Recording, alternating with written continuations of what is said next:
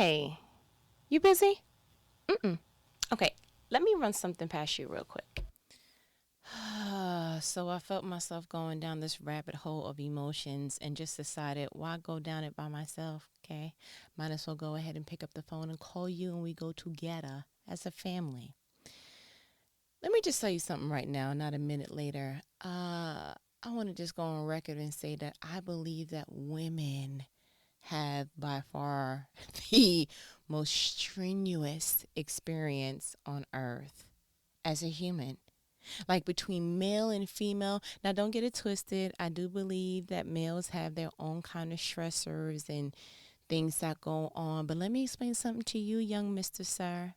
You don't have to go through the monthly, okay, lifetime commitment, emotional hormonal shifts. You don't have to try to get to this place of peace and joy that is so stable and consistent that you don't look like an insane person on a tri-monthly basis. Now, go ahead and just think of all the stresses that you could possibly go through as a male. Tack on emotional strains, then tack on cattiness and possibly elevated peaks of temperature and all that, and just go ahead and put it in the gumbo and say, voila, here's your social security number, ma'am. It's what the female experience feels like. Now, I just got to a place that I'm like, you know what? I will not be dragged through this thing called earth and life and have a up and down roller coaster experience just because when I check the F in the gender box for female, I'm not cursing, okay, great. That I'm not just being looked at as like, oh, feel sorry for you. Oh, you go through that every month. Oh, you feel that. And I feel and when you are an emotional, temporal, like I'm a very temperamental person, meaning that I am very in tune to not only what I feel, but what other feel, what the room feels like. You know, people go, the vibe is off, the energy is off. Yeah, that is all encompassing my particular journey. Now, let me let you know where this comes from because now I just feel like I'm just spilling my beans and you like, where's the rice? I got the hot rice and beans. Let's go ahead and do it. I woke up this morning. I woke up like it. Couldn't resist. I woke up this morning, had a mission. My husband and I already was like, okay, when we get up in the morning, we're going to run these particular errands. I was going to drop the car off, this, that, and the third. We had it set. Went ahead and checked my account because I'm expecting something to chain come through, and it didn't. So I was like, ugh, felt some kind of way. But it was okay. Cool, calm, and collected. I already had a plan B. Went to go check the mail. The cha-ching was in there. How you doing?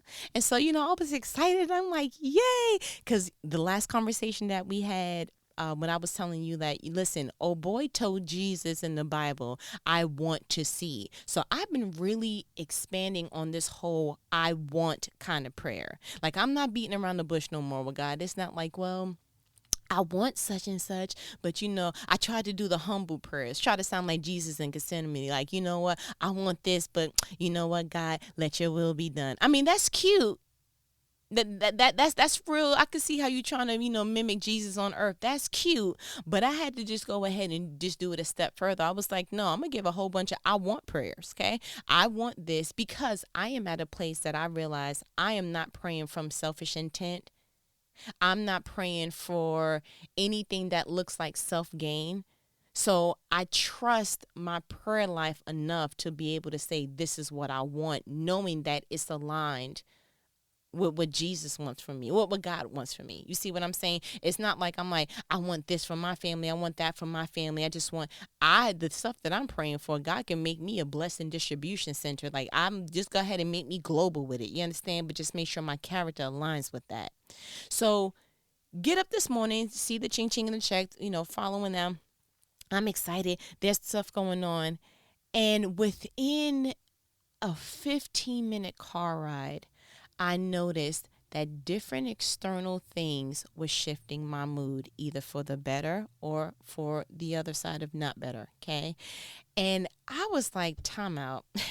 So when something is happening to me and is shifting me in some type of way emotionally, I am an analytical person. I need to get down to the foundation of what happened, how did you get there, why did it get there, because I want to make sure that I have a plan for the future. You understand? I'm not going to keep going through the same car wash and keep getting soaked at the same time. It's like, maybe I need to try a raincoat. That didn't work. Maybe I need an umbrella. That didn't work. Maybe you need a car. Oh, car works. Oh, next time I'll put my window up. So I'm always trying to make sure that before I get to this situation again ever in life, that I am prepared. If I'm going to be uncomfortable in something, it's going to be a one and done, because I'm going to pull the lessons and the nuggets from it the first time, so that the next time it won't be another sad or uncomfortable situation for me. So I'm in the car and I'm like, okay, shifting through the different things that happen. And I'm like, why am I uncomfortable about this right now? And when I got to the bottom of one situation, I was like, okay, so when I feel that customer service is not given to me on the optimum level, and I feel like an experience is taken from me and I can't recreate that some kind of way, it makes me feel some kind of way. I give you an example. When I got my dog, I was very, very, very anal about, hey, listen, because I've never seen this from selecting the breeder and doing all that stuff and getting it from the onset, like knowing the dog's actual birthday and all that, it was like, okay, I'm so excited. And I asked the breeder, because she had to keep him for 8 weeks, can I have a weekly photo of him? Preferably, because he was born on a Tuesday, preferably every Tuesday. She came and was like, Tuesday's a little bit of my hectic day. I'll give it to you on Monday. I'm like, cool. Even though something in me was like, because it wasn't exactly what I wanted. But I was like, you know what? I can handle it, right? Just hold your breath real quick, and maybe when you come to, it will feel better. But that's fine. So I'm like, okay. So the first week came by, I was a little shaky. I was like, ma'am. So the second week came, I got the picture, and then she sent me an additional picture, which I thought was just a, hey, guess what? Which is what she said on a Saturday. She's like, oh, his eyes are open. And I'm like, oh, this is so exciting. They usually don't open their eyes at 3 weeks. This is so, and I'm like super excited. And then the next week, Monday came. And then Tuesday came. So I'm like, okay, so he's 3 weeks on this particular Tuesday. I text her and I'm like, hey, going forward, you want me to remind you about the Monday pictures, or like, and she was like, no, it's okay. I meant to tell you the picture that I sent you on Saturday. I want you to use that for your Monday picture, because, yeah, I forgot to clarify that with you. And so the first thing I was saying in my mind was, ma'am, this dog is not free, okay? I done paid you the full price of what this baby costs, okay? And I already let you know that I had him on Instagram, ZD underscore the puppy, but that's fine.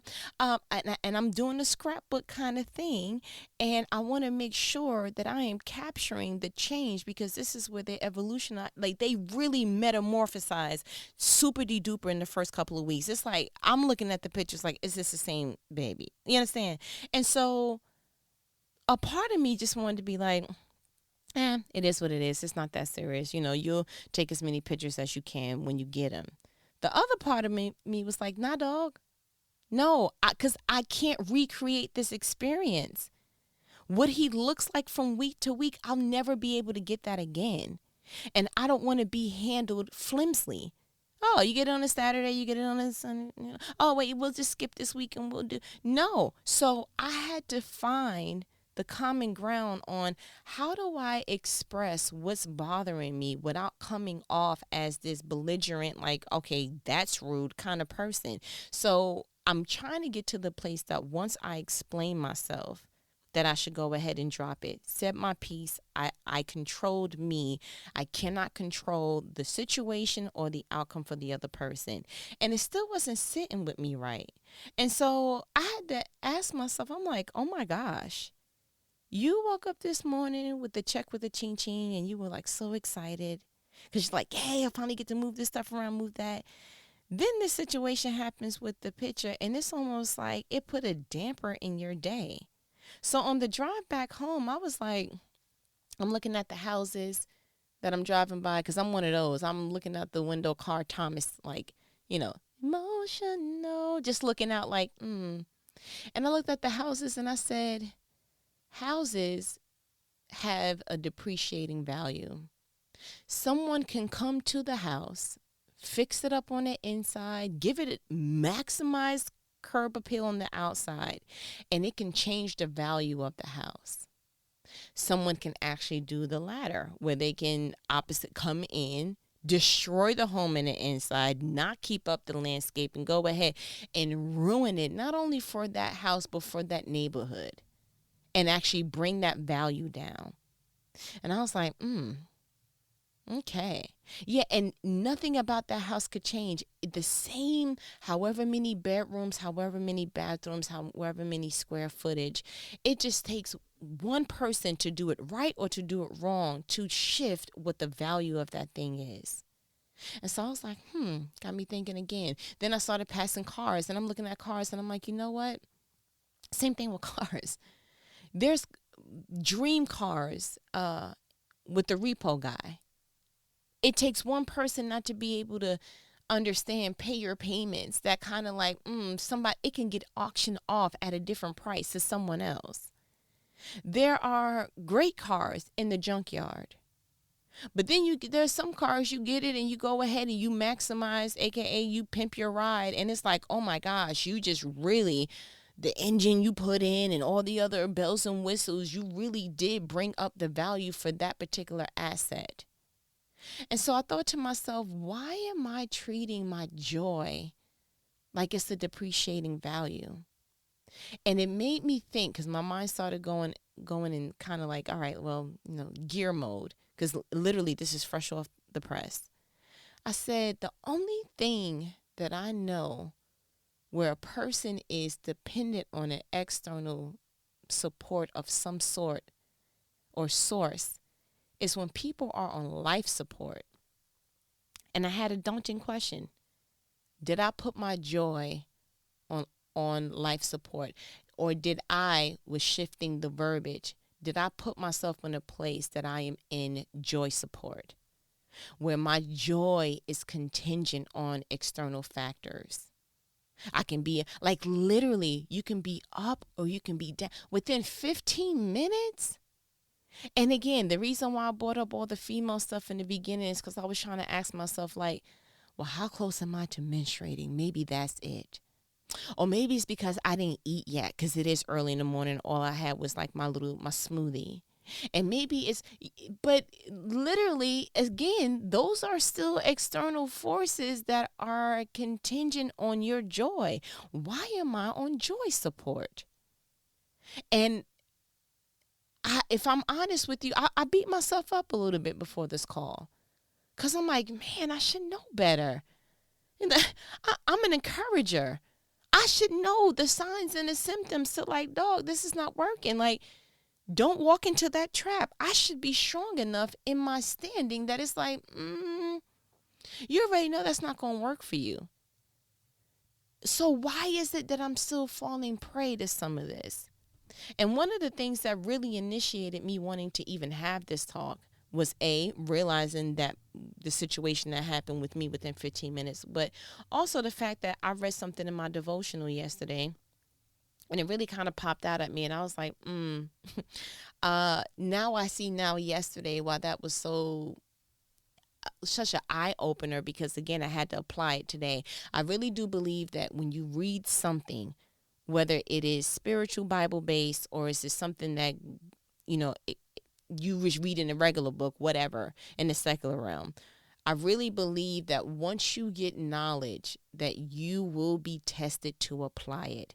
I don't believe that we are in a era or a stage in our life that we're just going to be reading or gathering information just to be a librarian in our soul. I really believe that God is having you come into new profound information and experiences because he's like, okay, trying to teach you something so that I can elevate you, but can't elevate you until you pass this particular stage. And I don't care how cute you are, if you cannot read in third grade, okay, second and first, then can't just pass you to the fifth and sixth grade because you're cute and you came to class every day. You have to apply what it is that you're learning and what it is that's coming in your life. So if you notice like, this is an area that I seem not to be the strongest in, instead of beating yourself up like I tried to almost do before this phone call, start to say, okay, then graduation must be in the queue. Promotion must be in the queue for God to go ahead and even make me aware of, you're not as strong in this particular area. God is not highlighting weak and gray areas because he wants to go ahead and make you feel bad real quick. It's a highlighted area because the only way that you get strong is by targeting the weak muscles in your body. So this is the equivalent to don't skip leg day because you have a journey ahead of you that's going to require your legs. Don't skip. Don't just pass over. I'm moody. But I'm emotional. Yeah, listen, but I've always been that way. Well, where you're going, you can't stay that way. And you really have to go ahead and lean into the discomfort, no matter how uncomfortable it is. And I know that that is not human nature. Human nature is fight or flight. Okay, listen, this is uncomfortable. I'm going that way. But we have to be brave enough, Joshua style, be strong and brave to say, this keeps coming up as an issue for me. Let me lean into it. Let me go ahead and go into the weight room spiritually and start to lift this thing so that this muscle starts to go ahead and poke. And I know that before the muscle goes ahead and starts to reveal itself, I know that I got to tear some stuff up. I got to tear some muscles up. And in the tearing is the pain. But if the pain is not there, then there is no gain. And if the gain is not in there, then I will miss the promotion. That's the place that we have to get to. But when I read this particular verse in my devotional yesterday, it kind of got my attention yesterday, but it really was highlighted today. And it was in John 15. And I'm going to read from verse 10 and 11 only. And you know that I read in the NLT version. It says, for 10, when you obey my commandments, this is Jesus talking. When you obey my commandments, you remain in my love, just as I obey my Father's commandments and remain in his love. 11. I have told you these things so that you will be filled with my joy. Yes, your joy will overflow. So the part that got me was the 11. I was like, time out. Read that again. I have told you these things so that you will be filled with my joy. Yes, your joy will overflow. So the joy that should be automatically installed in me is actually the joy of Jesus. The joy of Jesus is the nucleus of my being. And when I maximize on obeying his commandments and remaining in his love, then that particular joy starts to overflow, which means that joy for the most part is an inside job. And it's not a live your best life, do everything that makes you happy. You refill and you make yourself happy and you keep yourself happy. Your joy is actually an installment with your salvation, meaning that it comes automatically already in the inside of you. And all you have to do is just lean more into God and lean more into what Jesus said, and it starts to overflow. So it actually has nothing to do with external experiences. It actually has nothing to do with, I don't care if you find 5 checks in the mail, your joy it probably will be elevated some kind of way, but it is not contingent on external forces. And we need to get to a place that we start realizing, oh my gosh, I am leaning too much on earth for the things that bring me joy, when I should be leaning more into the spiritual heavenly realm to get the things that will automatically come with my salvation. It automatically came with your salvation. I'm going to read it again. When you obey my commandments, you remain in my love. Love is, and we already spoke about that, but love is such an all-encompass. It is protection. It is joy. It is peace. It is so many other things. Like whatever love means and to you, you can go ahead and scratch that, because what love means when it comes to this Bible, when it comes to God's love, it is like, oh, I had no idea what love was until I realized what the love God had for me. And that's real talk. I'm not even trying to be spiritual, spooky book, any of that. I had no idea what real love was until I identified how God saw love, because the fact that he is love. I had to read more and understand and get closer to God to realize I had love all screwed up. It's not a feeling. It's not even all the way an action word. It is a conscious, consistent state of mind that you do not drift from no matter what happens. And you make sure that people know that in your actions and in your words. But it is a conscious being that we will never master. But thank God that our master has that. Thank God that the master over our soul is that. It is something so profound to feel that. And it's like, So again, when you obey my commandments, you remain in my love, just as I obey my Father's commandments and remain in his love. So Jesus just showed us right there, listen, this is a reciprocated situation. I'm doing exactly what you should be doing to me, to the Father. I'm walking it out for you. You do this, you get that. It's very simple. Then he went an extra mile and said, I have told you these things so that you will be filled with my joy. Yes, your joy will overflow. How beautiful is it that he gives you something and then he goes, now it's yours. It's almost equivalent to him giving you the keys to a brand new house, a house that you like, can I even forget if I can afford this, bro? Can I even clean all this by myself? You know, the older you get, you start looking at stuff like, that's nice, but who's cleaning that? Yeah. The older you get, you not looking at like MTV My Cribs. You like, so how long is your Saturday morning clean looking? Because on a scale from Anita Baker, like how many CDs or playlists you need to listen to clean this whole thing? But it's equivalent to him giving you the keys to a house that will blow your mind. And he understands that that's his house. But once he hands you the key, he says, congratulations on your house. That's how that feels in the joy realm. So that you will be filled with my joy. And then his very next statement is, yes, your joy will overflow. So we didn't even have to work. We didn't have to do anything extra, but just be a part of the crew. Like literally be a part of obeying the commands, remaining in love, and understanding that nobody can take your joy. Now I understand why the older people say, listen, you can't take what you didn't give. No, I'm not going to let you. And so this is an area that I honestly need to be better at. This is the area that I'm going to be conscious in and say, you know what? No more joy support. We're not doing that. I'm not going to depreciate and devalue the joy that Jesus gave me by making it accessible to anything external. Yay, this happened. Oh man, that happened. Yay, this happened. Oh man, that happened. And if we're not careful, we will start to really, really be in that roller coaster experience and not even realize we never had to. He gave us his joy and then said, congratulations. Now your joy will overflow. You gave me something, Jesus, and I'm letting the world kind of tamper with it. I'm sorry. So myself included, I'm going to work on that.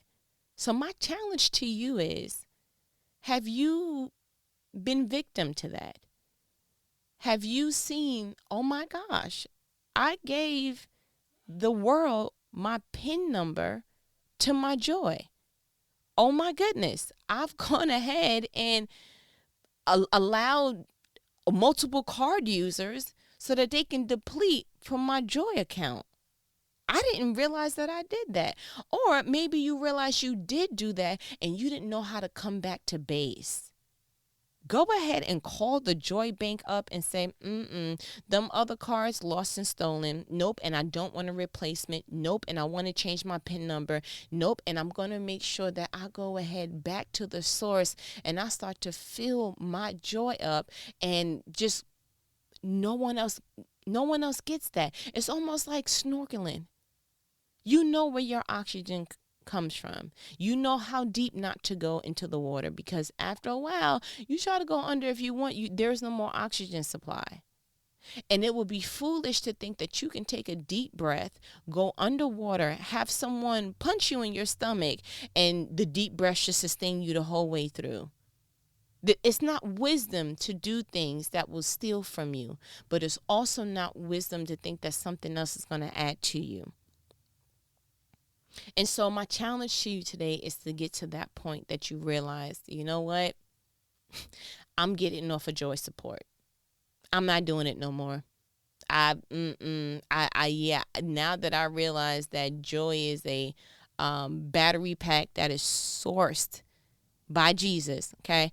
I'm not waiting for the world to change my batteries to do anything else. They're rechargeable in the spiritual realm. They are rechargeable in the spiritual realm. And the more that we understand that, the more that we will start looking at earthly, external things and saying, oh, okay, and looking at it as a windshield wipe experience. What happens on the windshield should never affect the person sitting in the car. Never. And I'm sure there are, we can go ahead. No, but bullets. Yeah, but let's just say surface. Okay, let's not go to the part that our brain wants to go ahead and just trump what you said and say, no, but I know a situation that could. Okay, well, let's just stay in the analogy that works. Okay, let's just look at rain, soft hail, some sleet. You understand? Let's just drive differently in this journey called life. I want us to get better. I want myself to get better, which is why I pick up this phone and have these conversations with you, because I'm exploring things and I'm like, I never want to come off as somebody who has it all together, who, I had that situation, but this is how I got through it. Sometimes I'm even proud of myself. I give you real life off the press, bruh. I come in here and I close the door and I pick up this phone and I'm like, look, she human too. But I understand that I'm a spiritual being going through a human experience, and that I cannot stay that way. And I refuse to stay the same. And I'm okay with, and it don't feel good, but I'm okay with being shown, you may have missed leg day in the spirit. I'm okay with realizing you may have missed it some. Or you know what? You keep that test. I mean, you getting 70s. Like, you barely getting, And I'm okay with saying I need to climb a little bit deeper. But I am wise enough now that I realize I can't do it by myself. I realize now, after all these years of doing it wrong, I realize now that in your own being and in your own strength, you will never win.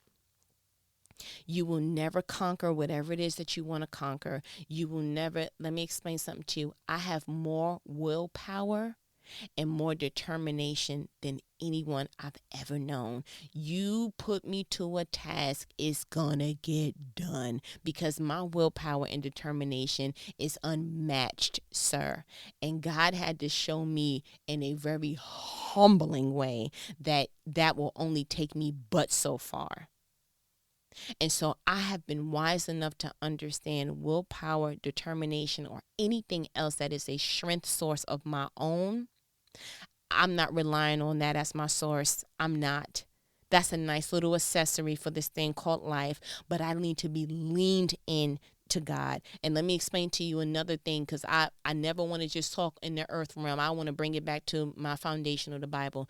When I read in the Bible that Moses, when he was old, that he sat on that rock while the Israelites were in battle, and that there was Aaron on one side holding Moses' hand in the air, and there was Herman on the other side holding both of his hands, because Moses was so old that he couldn't keep his hands up for long. But as long as Moses had his arms up, the Israelites won the battle. And every time Moses' arms went down, they started to lose. Then they got smart and was like, okay, we need somebody on the left of him and somebody on the right of him holding his arms up. Once I seen that Moses couldn't do nothing in his own strength, once I seen that Moses was in the basket and his mother put him in there, and then he drifted to the princess. Once I started seeing real life examples of where did baby Moses strength, like, oh, so he was depending on his own strength. Once I started seeing real life examples and then biblical examples of that was not his doing, that was God orchestrating from the beginning to the end. And some people have made themselves believe and have tricked themselves to believe that I studied for that test and so I got such and such, that I got all these accolades so that's why I got the promotion. Once you get into the demonic trickery of that mindset, then you've lost already. Then the reward that you gained in your own strength is the only rewards that you will ever receive. I didn't want that lifestyle. And so when I'm doing this stuff, I'm looking at it like, nope, I'm going back to God, childlike, like the Bible says you should. And it's like, I'm not doing too good in this. What do I need to do? And I need you to help me. And I'm going to lean all the way on my daddy, because that daddy makes the boo-boos better.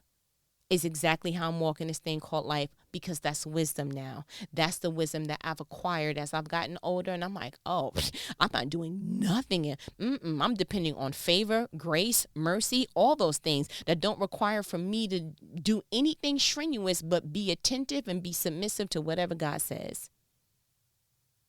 That's wisdom. Mic drop.